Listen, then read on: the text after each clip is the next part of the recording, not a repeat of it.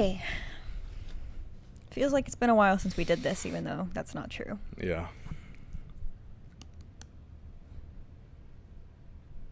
What did you have for breakfast? Tea. Pomegranate tea. With honey. And that's it. Okay. You ready? Mm-hmm. He's Ro. She's Meg. It's Meg and Ro in the morning. I think I'm going to leave the clip of us just like talking in so that way you can see how my personality changes from just us messing around to us recording. Good morning, everyone. Buenos dias. I'm Megan, and I am really craving. I have a smoothie for breakfast, as I often do, but I'm really craving like shrimp tacos or like queso. Specifically, I was telling Ro I was craving the green sauce from Cafe Del Rio. Tasty. But that's all I got. Who are you? I'm Ro, and I'm really sore from my chest because it was chest day this morning, and it'll be chest day after. Oh no. Yeah, so I was trying to get a good old pump. Trying to work out now so I can eat during Christmas. Right. It's like drizzly outside. Mm-hmm. And I actually got rained on when I was getting my smoothie earlier. Not a big deal. Whatever. Yeah. Today we're going to be talking about spooky media. And fun fact, this is actually not the first time we've recorded this episode. This is take two. That day we had recorded like 2 episodes, I think. Yeah, we did. And we didn't like it. We hated both of them. Mm-hmm. They were not the energy we wanted to bring to the table. Nope. And so we decided, you know what? Restart. We're gonna revisit this. Yep. We're gonna do it in the morning. We figured out we can't record in the afternoons for some reason. Yeah, because it's weird, but we can't do it. Our work mode is in the morning. Right. And then at the afternoon, it's kind of like the end of the work mode. Right. Because we know we're going home. You know. So let's skedaddle. Yeah. So we decided, you know what? Let's start this over. But before we get into our spooky media topic, Ro. What's like a show that you watched when you were a little kid that whenever you watch it now, it just makes you feel all warm and fuzzy inside? Feel of the Future. Oh, that's a Disney Channel one, isn't it? Mm-hmm. Yeah. And speaking of Disney, forgot to turn on my mic. Okay, now we're rocking and rolling. Oh. Also, we forgot to close that door over there. Yeah. We're just going to leave it open, aren't we? It's whatever. Okay. So, my show would be, I distinctly have a memory of when I was like 10 or 11, sitting in my bed in my childhood home, crocheting and watching Lucky Star on my mom's iPod Touch. Because back in the day, back in the early 2010s, late 2000s, you had to watch anime in parts on YouTube. Yeah. So I've been rewatching Lucky Star lately, and it's been giving me the warm fuzzies. Nice. It's basically just an anime where girls do nothing. Huh. Yeah. Okay. Sounds like a very exciting anime. Yeah, absolutely. Super exciting. Okay, spooky media. What was the first spooky, scary, terrifying thing you remember watching as a child? This is one very specific video that scarred me. Okay. And I can't get out of my head. And it's instant. So they called it was a soccer game. It's on YouTube. It was a soccer game. And the video is called, in the video it has the name Angel of Death. And in this game, the guy, I don't know, maybe got possessed or something. I don't know. Like in the middle of the game, did some weird movement, like stumbled backwards, was doing high knees, and then just collapsed. So maybe this dude had a seizure or something. I don't know, but they just titled it like the Angel of Death because he died on the field. Oh my God. So says the comments. Now, this was like years ago. I don't know anything about the player. I don't know anything about the game. I don't know anything about the teams, but my cousin showed me this video. He said, bro, watch this. And I watched and I was like, oh my goodness, that just... How old do you think you were when you first saw that? I was about 12. It was horrible. Yeah. I was like, well, all right, that's not leaving my head at all. Yeah. It happened I was 12. I'm 23, so like 11 years later, yeah, it's still in my head. Wow. Or I think I was 12. I was young. Right. So that's the first spooky, scary, like disturbing video that I've seen on the internet. I think that, like, you know, we didn't mention this in the previous episode that we had recorded about scary media, but, like, do you remember Courage the Cowardly Dog on Cartoon Network? Talking about that white-headed dude? No, the episode of that white-headed dude? Yeah. That dude was weird. So, like, my first instances with scary media would be, like, The Sweet Life of Zack and Cody, where there's, like, that haunted hotel room. With that lady that walked out of the painting. Right. Or Courage the Cowardly Dog.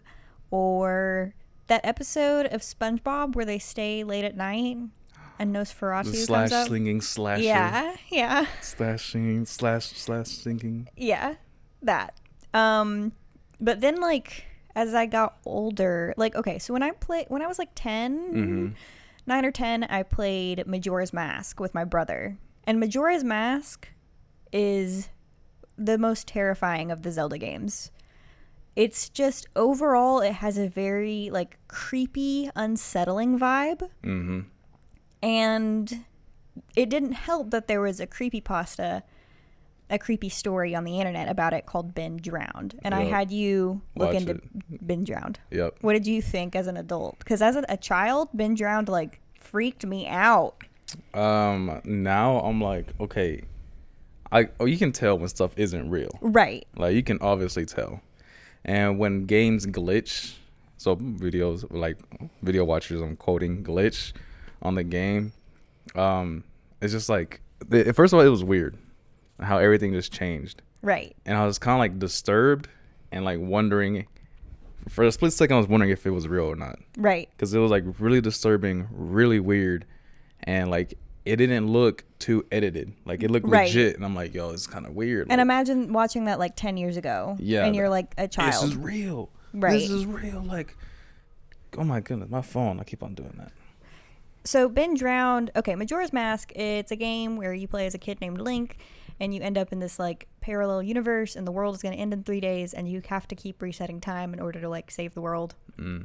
And the creepypasta is, like, this guy wants to replay his old favorite Nintendo games, so he goes to a garage sale, and he meets this old man, and this old man has a cartridge of Majora's Mask, and then he goes home and plays it, and he finds that there is a save file with the name Ben. And over the course of the story, you find out that this cartridge is haunted by a kid named Ben who drowned. And there were videos to go along with it. Like, this whole creepypasta thing. It wasn't just like a story written online. It was like this guy like made some highly edited videos. And when you're a little kid, like, that stuff scares you. Yeah. And particularly if you're watching the video version, please put up a picture of the Link statue that shows up.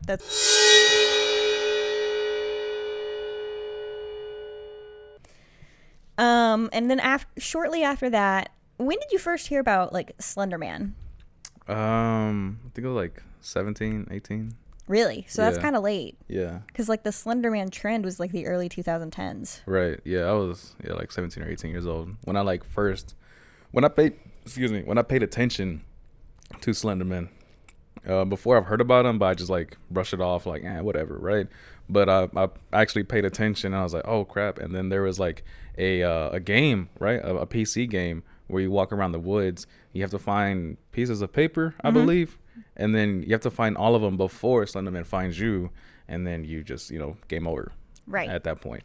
For those of you who don't know what Slender Man is, and I hope that in the year of our Lord 2021, you know who Slender Man is. He is an internet urban legend who, like, he got started on the Something Awful forums. I don't know if those forums are still up, but he is completely fictional, supposedly.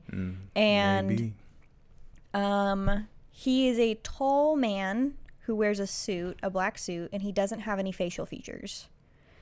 It's like a blank canvas. Just right. And his whole story is that he, like, stalks his victims and makes them go insane. And I think Slender Man was created in either 2007 or 2009. I'm pretty sure it's 2009. Put up the screenshot. Yeah. And Marble Hornets is a internet series about these guys who got stalked by Slender Man, and I think even some of them got killed, some of them were like possessed, and a lot of people thought that was real back in the day because of like how well it was done. Right. And it's honestly really terrifying because it's like psychological horror. Oh yeah. And you're watching these guys like slowly go insane. He isn't called Slender Man in that series though, even though it's clearly Slender Man. Right. He's called the Operator. No, it's not cool enough. I don't know. Operator don't sound cool enough. I feel like the Operator almost makes it sound more scary though. I don't know, like the Operator. It sounds like a movie character, and not like a internet stalker. Yeah, sure. Like Slenderman. Yo, who's that? Slenderman. I just feel like the Operator was a lot more scary because he's like the one he's orchestrating, he's operating the whole thing. See, I wouldn't mind if he called him like the Puppet Master. Mm-hmm. That would have been cool. Mm-hmm. Well, yeah, but that's like too on the nose. Yeah, never mind. So, that was that. I played Five Nights at Freddy's because that was like a huge craze. I never played that. I just watched the gameplays because I've only played the first one. I know that there's like a billion Five Nights at Freddy's games now, but I've only played the first one. My favorite creepy stuff online is the fact that everything's online. Right. Like, first of all, I went through the rabbit hole of like Illuminati. Right. The history. Who doesn't? Right. And then the rabbit hole of like songs played backwards because supposedly the devil has a message. Right. What is it? Like subliminal messaging within songs? Yeah. And then come to find out some songs are originally played backwards. And if you play it backwards, you actually hear a message. Right. And so I was like, yo, that's kind of weird. And then I went through the rabbit hole of Don't Hug Me, I'm Scared. Oh my God. It's my favorite videos. Tumblr was obsessed with Don't Hug Me, I'm Scared in a really weird way. Mm-hmm. And I found it very odd that it was only 6 videos long. Sup? Hey, what's up, boss? Hey. We're definitely not going to point this out in a really obvious way. Right. You have oatmeal. That's great. But yeah, the video's like 6. There's 6 videos, and like weirdly enough, there's not a 7th video. Maybe like something that correlates to the Sunday or something. I don't know. But creepy messages like that is like what keeps me going sometimes. Now, I've pointed this out in previous episodes where I don't like to participate in like spooky stuff, but I like to learn and watch and create spooky stuff. So yeah, that's just me. I like to create and learn about it. I just don't like to participate in it. So when I was younger, I don't know, I think I was like 15 because I was 15. On my nights off from work, I would watch like horror stories. Sometimes they'd be from like Reddit No Sleep, or they'd be creepypasta, or they'd be like true stories submit to people on YouTube who would like read the stories. Right. And I would just listen to them and draw or paint or crochet or do whatever. So I'm like listening like, and then blood dripped down the walls as blah blah, and I'm just like doing my thing. I don't know, I think creepy stuff, like, I'm not one of those people who makes an aesthetic out of creepy stuff. Like, controversial, I don't like anything by Tim Burton. I don't like The Nightmare Before Christmas. I don't like The Corpse Bride. I don't like anything like that. I don't like to make an aesthetic out of creepy stuff. I like hearing about creepy stuff. I like hearing about like possessions and hauntings and true crime, but it's not like my thing. Right. You know how some people make it like their whole personality? Not like goth people, but they're like, well, I think it's factual that women just love true crime. And it's literally murderers, a fact. And then the guys are like, that's kind of weird. Like, y'all planning something on us? Like, I'll never tell. It's like y'all are knowing too much, and when the day comes, hey, she'll be like, I don't know what happened, but I know how to do it though. Exactly. Maybe, I don't know. Let's see. Video games. Okay, I'm playing Ocarina. Right. And there are some scary moments in Nintendo games. The graveyard scene sometimes, because you can move the tombstones and like go underground. Right. And there's sometimes monsters that pop. There's sometimes when you move the tombstone, there is no underground passage, and like a monster pops up. And the first time that happened to me, I was like, "Yo!" Like it just creeped me out because I didn't expect it, obviously. And as I'm playing, I tend to look back constantly. Like look back in real life? Yeah, like look back in real life. I'm like, "Yo!" Like I'm fighting this zombie, but why do I feel a presence of a zombie near me right now? Right. Zelda games, even though they're like family friendly, do capture that creepiness really well. Oh yeah. Are you at the part in the game where you're at the bottom of the well yet? Not yet. I'm gathering all like the small stuff, expanding my lifespan, like adding more hearts. Right. You know, trying to get a bigger wallet. Right. So I can buy more stuff. So, in Ocarina of Time, when you want to do the Shadow Temple, the first part of the temple is like the bottom of the well, and you do that as a kid. And there is this enemy called Dead Hand. Yeah. And if you're watching the video version, oh my god, Dead Hand is literally like the scariest enemy in all of Zelda. Aside from in Twilight Princess, there is the Gibdo.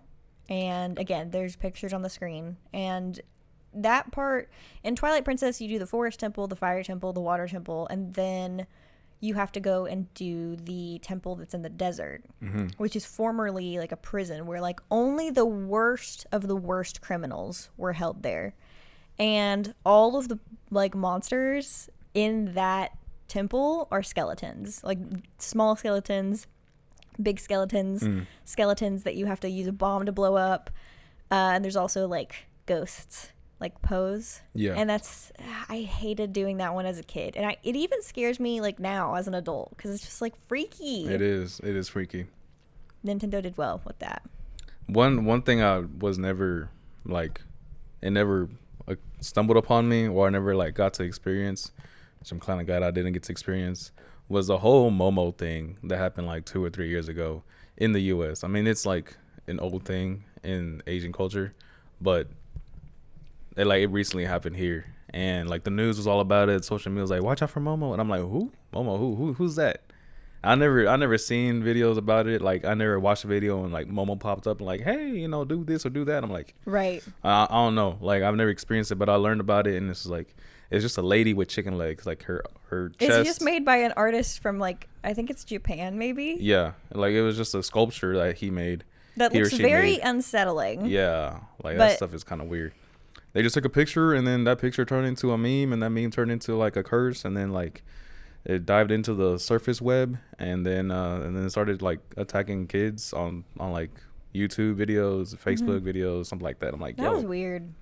What is weird is the phases, the worlds we have within the internet. So we have like the surface web, which is what we are on right now. You're on the surface web. Hello.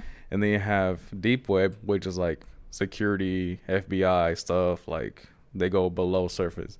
And then you got the dark web, which is like all the stuff that happens that you don't want to experience. So you drug trafficking, sex trafficking, everything.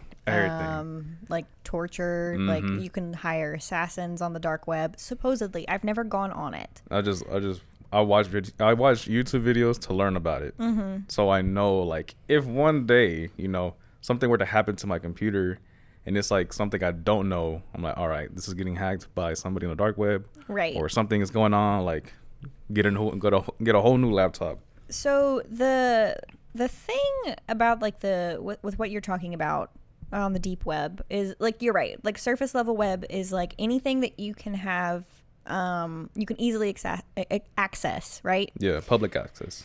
And then like the dark web could be like an unlisted YouTube video. Yes. Or a blog that's password protected. Yes. Or a private Facebook account. Stuff like that. Encrypted stuff. It can be nefarious, but it doesn't always have to be.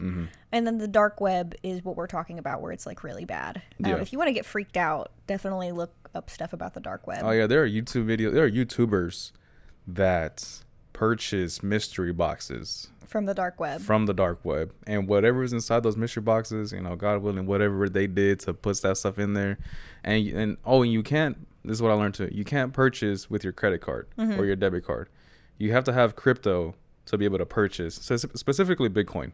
right, purchase this stuff on the dark web, because the dark web is encrypted, and so is crypto is encrypted.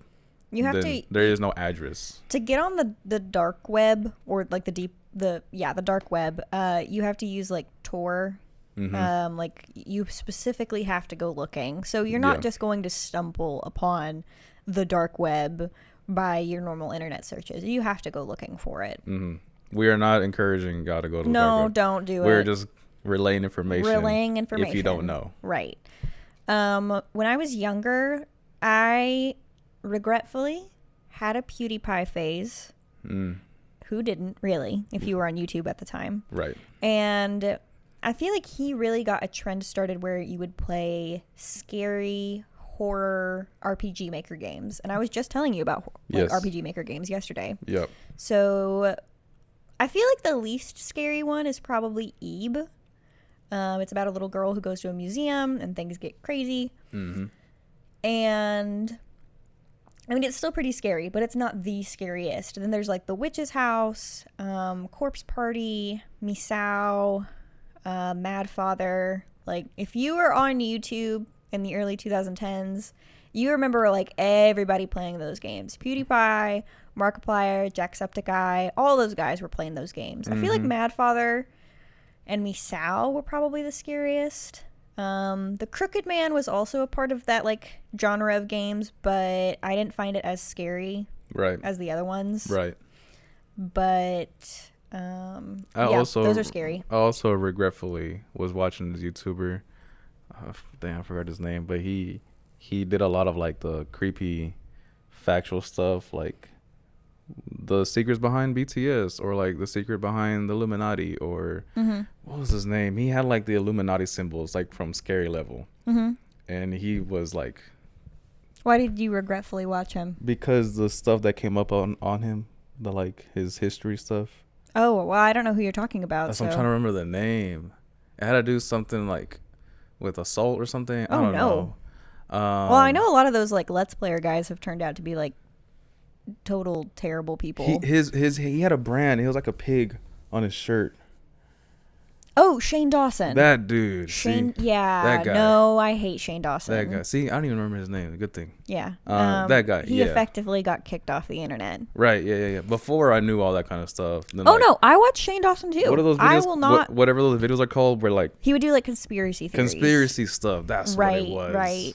No, I had a huge Shane Dawson phase too. We're not going to get into why we don't like Shane Dawson. You can find out yourself. You can find out yourself. He's a bad person though. I just don't like PewDiePie because I don't like his humor anymore. Yeah, but yeah, that conspiracy stuff, that stuff be freaking me out too. If you hadn't said the pig, I would not have known you were talking about Shane Dawson. That's the only thing I remember about him. The pig. Yeah, no, I watched his stuff too. It was called like Swine something. I don't know.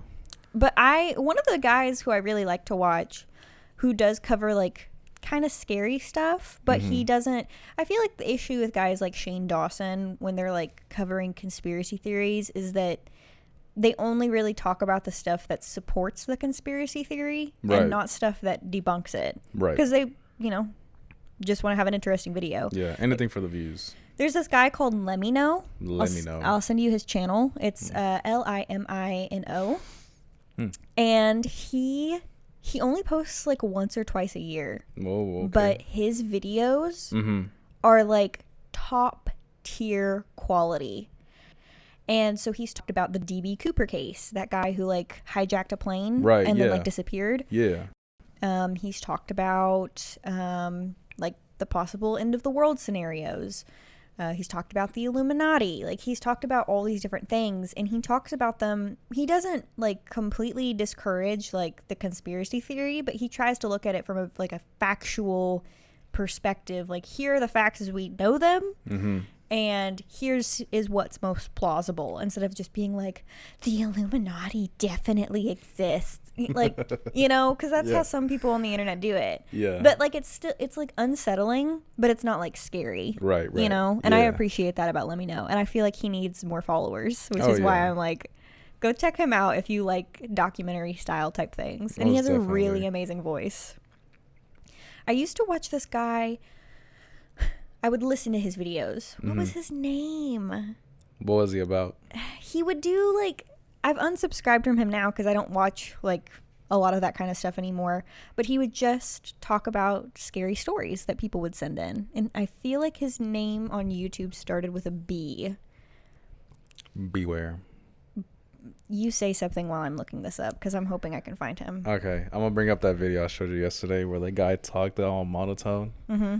So. Oh, what is that guy's name? I think it's called The Chills on YouTube. Or something, and he's like, like number one, like Slender Man. Yeah, the story of Slender Man. The Slender Man, blah blah blah blah blah. Like it was so awkward, and it was monotone. And the dude's, I like his voice. Like it's weird because he's talking like that. B-Busta. B-Busta is this guy that I would watch on YouTube, and you could submit your own stories to him and listen. I was gonna pull up his channel. No, I don't want to subscribe to him. Sorry, B-Busta. But yeah, basically like true scary story compilations. A lot of scary stories end up just being like repetitive, though. To be honest. Yeah, most definitely. I don't like horror movies or like horror TV shows. Like I don't really like The Walking Dead. I have not watched Squid Game. I've never like really seen a true horror movie. Mm-hmm. But I love like internet content because I think it's way more scary than anything that like a actual like media company could come up with. Do you feel paranoid after learning about some scary stuff? Sometimes. Oh yeah. I was more paranoid before I was on medication. Thanks, Prozac. Yeah, I'd be feeling paranoid. I'm like watching, I don't know, let's say La Llorona, for example. And I'm like, okay. And then I'm like, I stop watching it and I'm like doing a 360. That's how I feel about SWs and W's from American and like Native American culture. I'm not going to say the actual name because I found out on Native American TikTok you can't say those words. Okay. So if you know, you know. But yeah, scary media. Do you watch, as we wrap up, do you like watch any horror movies, or are you like me where you just stick to the internet? I like to watch series, like shows about horror stuff or horror related. That's what I like to watch. But the question I have for you is, do you like stuff, like scary stuff from the internet more, or like scary shows? The internet. Yeah. Because like it's updated and there's more and more of it compared to a show or a movie. You have to wait. Right. Exactly. We're wrapping up. We're at the end of our time. We could probably talk about scary media all the time, a lot more in detail. This was a fun episode. I'm glad that we did it, like redid it. Yeah, redid it. I had a lot more fun doing it this time. What is your favorite type of scary media? Do you like horror movies and horror TV shows, or are you more about watching scary videos on YouTube or playing scary video games? You didn't even mention Resident Evil, or right? It was not really that scary. It's all right. Like I said, I feel like Nintendo games are like way scarier than they should be a lot of the time. Is there a scary video that you watched when you were a kid that like traumatized you? Yep. Let us know. Do you agree with us that for some reason Nintendo games seem to be way scarier than they should be? Or do you remember that Zack and Cody episode? Or like Courage the Cowardly Dog? Courage the Cowardly Dog should not have been on Cartoon Network. It's been on Adult Swim. Like that show is way too scary. It is. Like I can't even watch that as an adult. It's too scary. Like that's true horror, really. Yeah. Anyway, you can find us at Mr. in the Morning on Twitter. You can find us at Meg and Ro in the Morning, literally everywhere except for Apple Podcasts. We're still not on Apple Podcasts. Make sure to like this video and share it with a friend if you enjoyed it. And yeah, I think that's it. Are you prepared for the zombie apocalypse? No, zombies are my worst fear. I hate them.